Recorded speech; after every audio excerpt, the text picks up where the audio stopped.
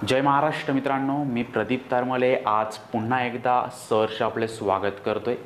तब्बल 52 मंडलातील शेतकऱ्यांसाठी 105 कोटींचा विमा रक्कम या ठिकाणी मिळालेली आहे। तर मग कोणती ती मंडळे आहेत, कोणता जिल्हा आहे, पॉइंट टू पॉइंट इकडे अगदी सविस्तर समजून घेणार आहोत। ॲग्रिकल्चर सेक्टरमधील असेच दर्जेदार व्हिडिओ पाहायचे असेल तर चॅनल आत्ता सबस्क्राईब करा।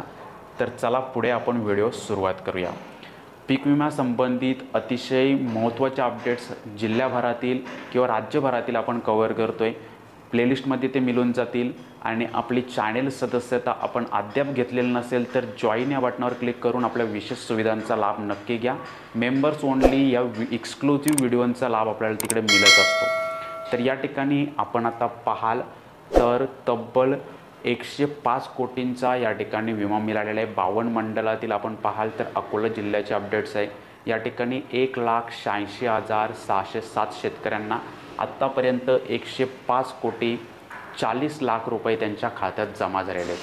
तांत्रिक कारणामुळे अद्याप 26,000वर शेतकऱ्यांना ही भरपाई जमा होऊ शकलेली नाही आहे आणि प्रामुख्याने याचे कारण आपण पाहाल तर त्यांचे बँक संबंधित प्रॉब्लेम आहेत।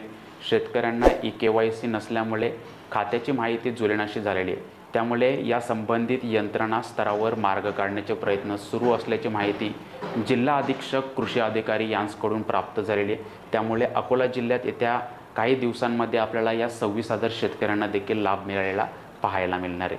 तुर्तास अतिशय महत्त्वाचे अपडेट्स इकडे कव्हर करण्याचा प्रयत्न केला।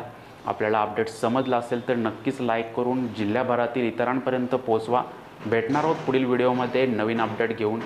जय हिंद।